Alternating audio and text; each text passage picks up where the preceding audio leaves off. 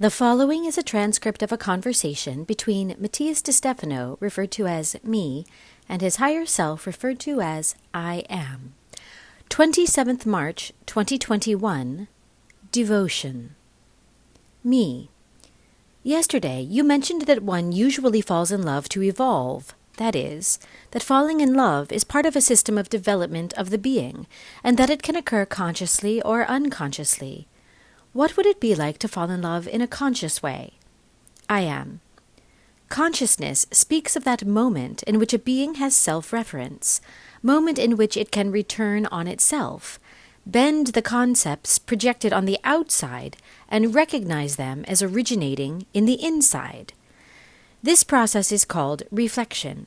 That is, bending again, doing a bending.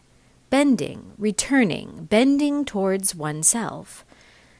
To fall in love from consciousness is to leave the center by one's own will to meet, to discover, to experiment, knowing that what you will find will be nothing more than a fraction of that love that arises from yourself and is fractalized on the outside. Thus, the one who falls in love consciously frees the other from his will to let go of the center and allows himself to feel and discover without projections or expectations. Me. And what about unconsciousness? I am. It falls in love by moving from its axis, but without its own will, without knowing that what it projects itself towards is a fractal of itself. He lets himself be carried away by the power of the energy that moves within him, and does not know how to return to the center if he loses the object or subject of his infatuation. Me.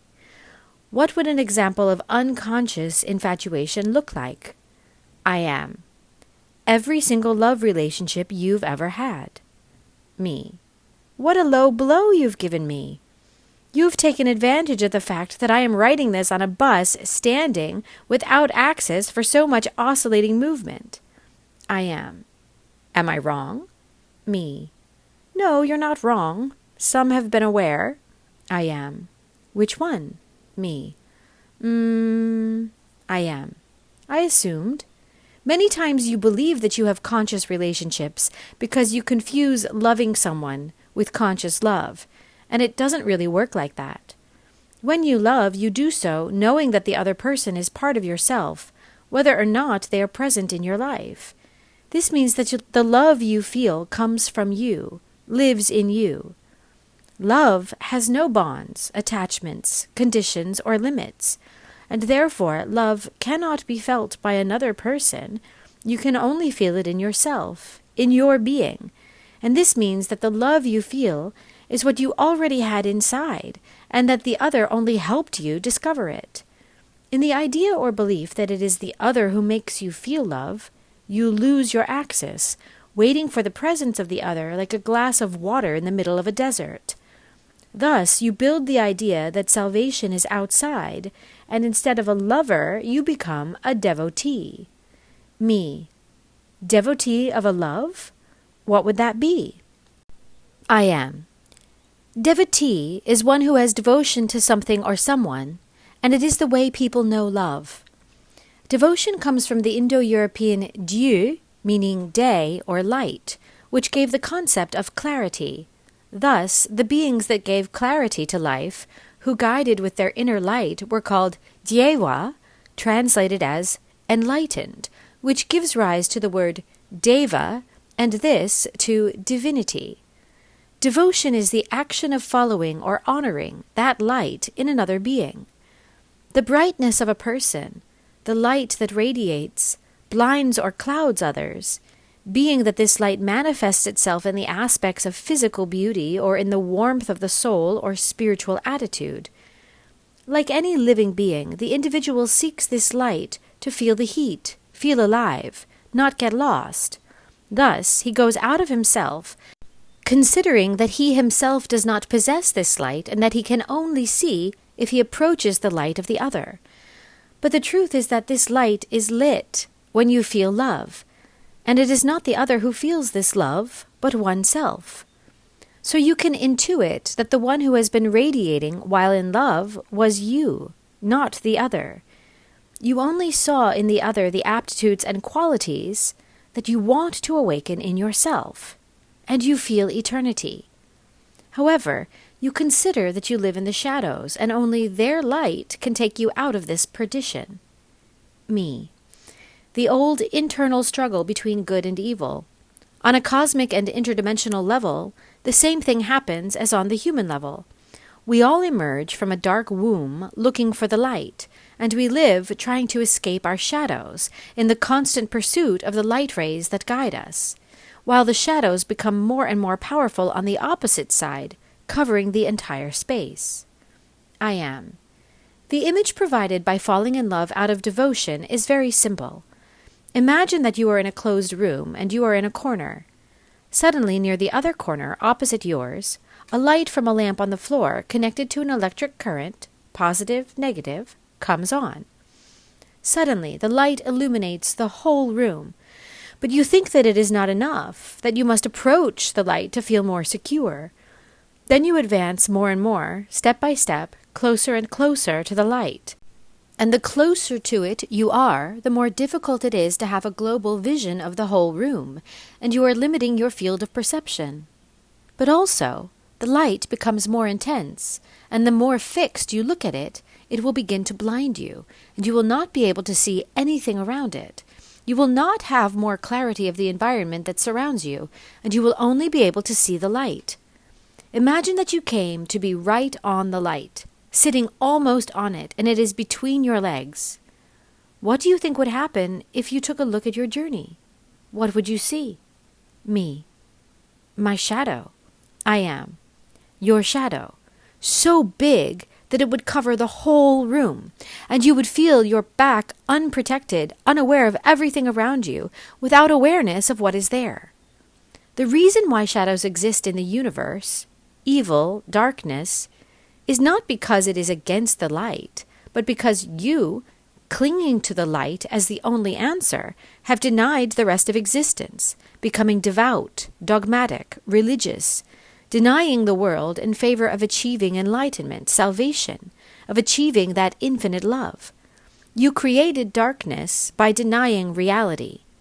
Looking for light as an answer to the world, it is like someone who falls in love with water and keeps it dying of hunger for never watering the plants that would bear fruit and feed his body. How do you think that light was made to be sought, when it was made so that you can see the world and the beauty you have created? Me. It makes sense. The problem, then, is that we fall in love with light, when the mechanism of falling in love was made to discover the beauty of everything that illuminates the light.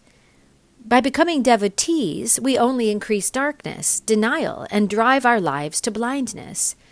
If I walked around the room taking advantage of the light in it, I would discover thousands of wonders that would enrich my being. However, when I step out of my center and place it in the very light, I end up burned, blind, lost, and afraid of the shadows around me. Does this mean that the demons that exist in the universe, in the fourth dimension, are my own shadows? I am. They are the shadows of the 3D being, but not only of an individual, but of the entire 3D system. The demons, Greek word that means the evils, the shadows, are creations of the subconscious before the negation of a part of existence. The rejection of a part of the being takes away consciousness and therefore light. Thus, what was once beautiful becomes coarse, distorted, and therefore dark.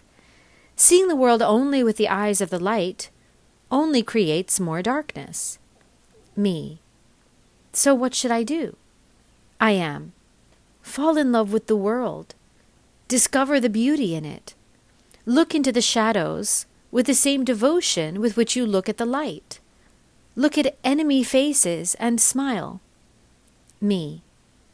Today we visit Abu Simbel, and in the temple, in the sacred chamber, you can find the 4 statues of the gods that guarded Egypt: Horus, Ra, Amun, and Ptah, the latter being the god of creation of the dense world, matter and shadows, darkness.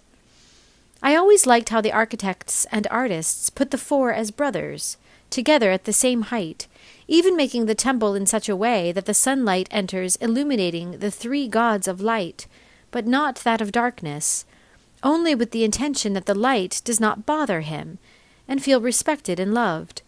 It is the importance of loving all the forces of creation equally. I am. What you ignore or do not respect becomes bigger and gains strength against you. Devotion, then, is a double-edged sword, in which, by seeking the light with intensity, you end up immersed in darkness, but in which, if you do not look for the versions of that light, you will never leave your own shadows. There is only one devotion capable of uniting both forces in you. Me. Which one? I am. Devotion to yourself. The true origin of the word comes from the particle de, towards, and votus, promise, to speak solemnly. So radiate your own light. Create your own world. Find in constancy the eternal path back to yourself, creating in the loving word your capacity for creation and manifestation. For everything that exists is due to you. Return to your center, for you are the source of all that is projected externally. Discover the divinity in you and awaken it. Fall in love with yourself, and you will fall in love with the world, for what you see will be thanks to the light that arises from you. Me. I promise. I will look at myself to see the world. That is my vote on the loving path of evolution. Before questioning the world, I will question myself. I am. I am the only devotee of your light. Me. I am the only devotee of your truth. I am. For united, we are the only possible reality which radiates to all existence. Me. I am light and darkness. I am. I am who I am.